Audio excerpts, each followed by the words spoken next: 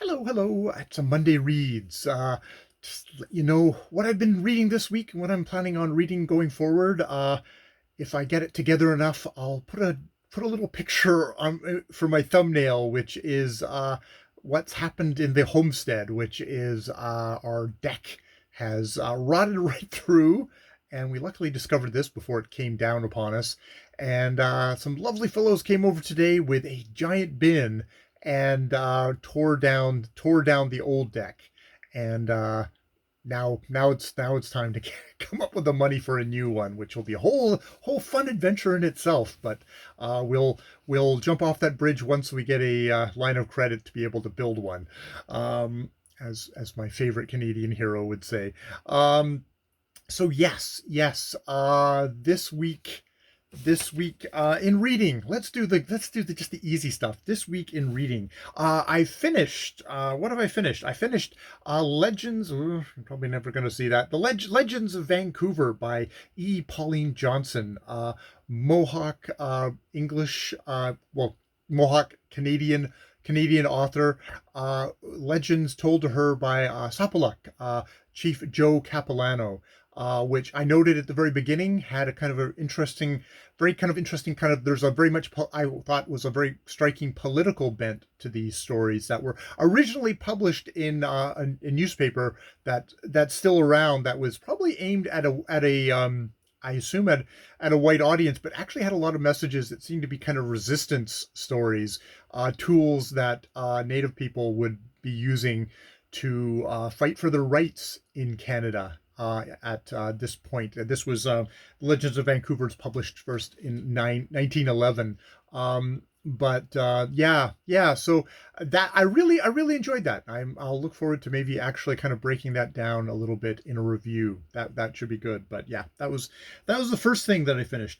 The second thing that I finished was actually let's do I that I just finished was the Absolute Book by Elizabeth Knox, which I listened to this on audiobook, and it's one of these stories that I think even if I'd read this in the paper version, it'd be like I got to the end of the story and it was like, oh, I think I need to read this again. You get those stories where you're like, I mostly enjoyed myself going through. It felt like there were some points in there that this kind of contemporary fantasy story, mixing kind of the Fae, the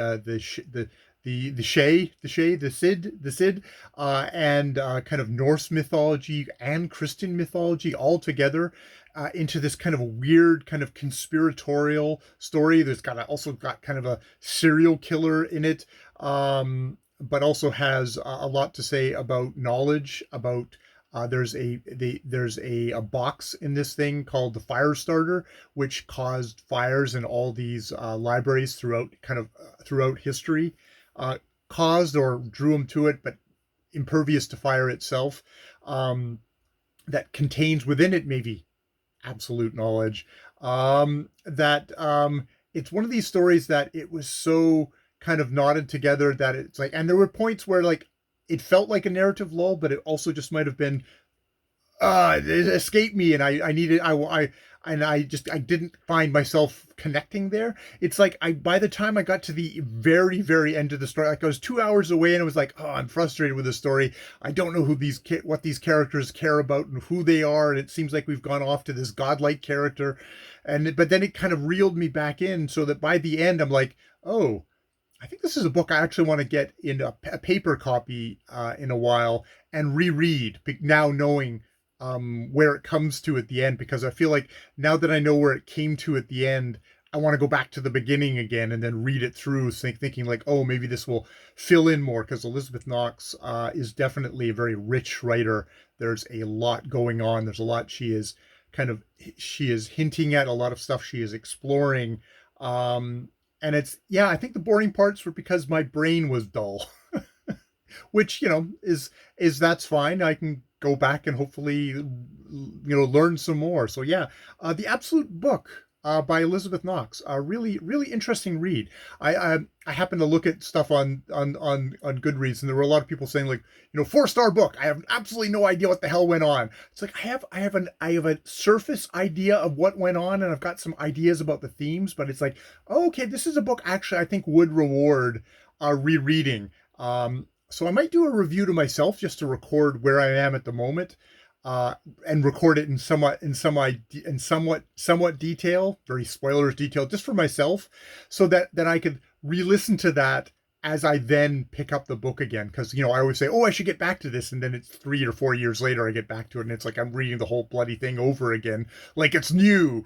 And I don't want to have that, but I also don't think I'm probably going to circle back to it immediately because I'm just not that reader. I'm so slow. This was like 18 hours, I think, of an audio book, and it's like, okay, this is going to be a big read that I think will reward it, but I'm just not going to go back to it right away. So yeah.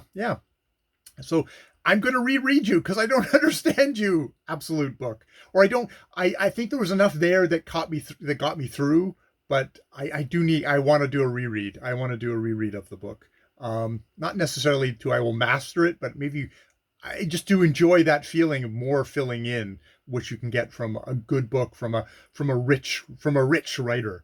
So yes, and speaking of rich writers, I finished an autobiography by Anthony Trollope, which I think this might be the Stephen King on writing of its day, because while it is an autobiography, Trollope doesn't really particularly make any claims that he's going to do a searching study of his inner life. He mentions he has a wife, he mentions his kids once or twice, but this isn't like a soup to nuts. This is more like, this is what formed me as a child. I was creating novels in my head because no one would play with me, kind of thing. And then going through it. And I mean, there's chapters here that are like, writing advice to, young novelists. This is like, there's an on writing section where he gives his advice. Don't be tedious, which, that's a bold statement coming from a Victorian author who wrote quadruple decker novels. I mean, this little thing is a short story. It's like 300 pages. This is him just like dashing off a little novella of his life. I mean, and I really actually appreciate that of an autobiography. I mean, you could have volumes upon volumes of my struggle to mention books, which can be enjoyable in itself. I've read the first volume of that, and I've never gone back. But you could also get something where it's like, no, I'm going to distill this down, and that brevity is the soul of wit, sort of thing, and you definitely get that. There's Mr. Trollope himself sitting. Oh, I have the autofocus on. Mr. Trollope himself sitting in a railway car with his tablet, writing Barchester Towers on his commute to his postal job. Also hear about his postal job and exactly how how miserable that was for him, and perhaps for the people he worked with him. So yeah, that was really good. And that, as we go from an autobiography, we go to Trollope by Victoria Glendinning, 1992 biography of Anthony Trollope, which this is a major source. This gets quoted through what I've read so far, which is like, I think the first two chapters, and it's like, wow, this book has already really paid off. And a very familiar plot in Anthony Trollope novels is there's some rich relative, and he's going to be dying, and he's going to be leaving his money. Oh, is he going to leave his money to me? And there's often young men in this thing where like, oh, I'm going to get money, and it's going to get left to me, and then suddenly something happens and they don't get the money for whatever reason, or there's a question about the will. And indeed, at the very beginning of this book, we have Anthony Trollope's father, Charles, who really thinks that Sir John Trollope, an uncle, is going to die. He's got an elderly wife as well, and he's going to die, and he's going to leave me all his money. And you can tell that the way he's running, he's not a very good I think it's barrister. He's not a very good barrister. He buys a farm. He's terrible at farming. He he spends way too much money on this actually rented farm where he improves the house way too much. It's like, why are you pouring so much money into this? He's expecting to be coming into lots of money soon, so that won't be an issue. Except Sir John's wife dies, and Sir John marries a younger woman, and that younger woman gives birth to another little Sir John, who is going to inherit the money, and Anthony's Trollope's family is left out in the cold. And you can see this being one of these big turning points with that Anthony Trollope's family of, like, if things had gone the right way, they would have had the money, they would have been okay. But no, instead it goes a completely different path. And it's not a surprise that then you get all these Anthony Trollope novels that hinge on wills and where the money is going, and disappointments and grudges about that kind of stuff. So that's like totally a really just rewarding thing that does not get mentioned in this book. And there's stuff about Anthony Trollope's mother going off to a commune in America. Doesn't isn't there for very long, but a lot of interesting nuances, a lot of stuff that you can see why Anthony Trollope is not going to share that in this book, which is primarily about his writing career, but also is just, wow, that gives you kind of far more of an interesting idea of the man. It's also fascinating that at the beginning in the introduction of this, Victoria Glendinning says, it's like, I'm writing this biography of Trollope. There hasn't been one for such a long time, only to discover, as she's working on hers, that not one, not two, but three American academics are coming out with scholarly academic works on Anthony Trollope at the same time. So this was one of these great burst points where suddenly there's something in the water. Everybody wanted to talk about Anthony Trollope. This one does definitely is able to stand out. It's the winner of the Whitbread Biography of the Year award, which, that's not bad. And so far, what I've read has been, it's interesting. It's interesting stuff. Sometimes at the very beginning, before you get into the first part about the guy you're actually reading about, it can be, I have to read about the parents. I have to kind of go through their history, and it's not, it's kind of the grind, but you want things kind of set up. It's like, no, Anthony Trollope's father, Anthony Trollope's mother, Fanny Trollope, friends, is super fascinating. Super fascinating woman. She's actually far more fascinating than what sounds like the incredibly disagreeable, hot-headed, and just financially dumb father. But so I've started off this and am really enjoying it. I guess this is all part of my unofficial Victober, my Victober dictated by chance, because indeed this was my BookTube spin selection, that the wheel from Rick McDonald was spun and it came up as this. So really enjoying that so far. What else? And I have started and am a fair ways into, because it's just a novella, the what's it? What is it? What year is this? The 1907 work, The Willows by Algernon Blackwood. Algernon Blackwood, Englishman, 1869 to 1951. This is 1907 work. Is one of these big names in horror, in kind of the early horror.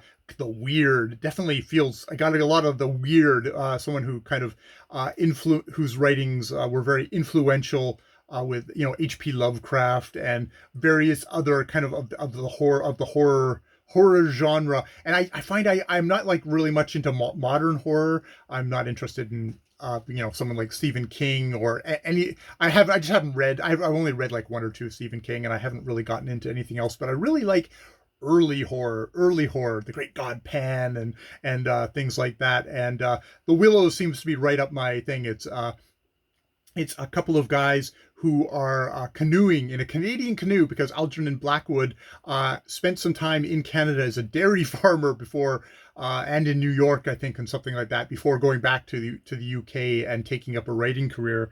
And they're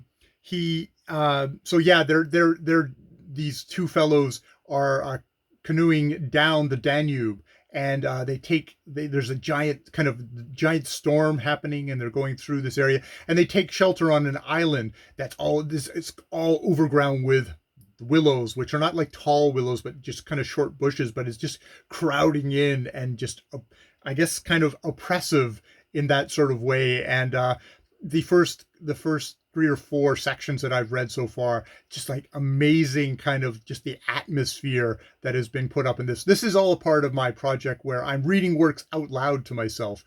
And Algernon Blackwood is one of these authors that's just like, wow, this is so fun to read out loud. I feel like I'm an old time radio voice kind of reading this stuff out about the mounting dread, about that there was an active force here that we did not belong and they did not want us here, and the willows, which it's almost given the kind of the sense of like, this is like, oh yeah, this is probably pre-Tolkien, because this is like those woods that moved and, killed orc armies. But this is on the Danube, and it's like these guys are just like surrounded by this raging storm, and all the willows and it's crowding upon them. And there's much more supernatural events that perhaps are happening, or perhaps are happening only in the mind of the narrator. So yeah, that is super fun. I guess that's my Spooktober stuff for this month. I picked something that would be nice and spooky, which I will probably zip through, but before the end of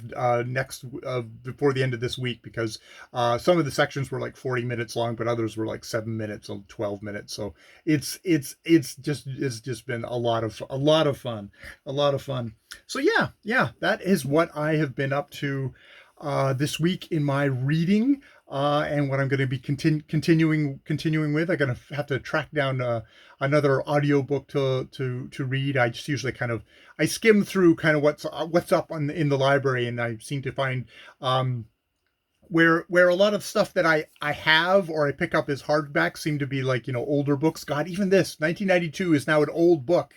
It's like, oh, God damn it. 1992, the 90s is not an oldie times, but I guess it is. There's like, old enough to drink easily, at least in Canada. It's like, oh, the years go by and you get glasses and you become an old man. Okay, I'm going to leave it there. I hope you're having a good reading week yourself. And yeah, read away. I'm going to go step out on the deck and plummet to my death, because there's no deck there at the moment. Luckily, they put a board up, so if I'm forgetful, I just won't be able to get the door open. All right, more videos later.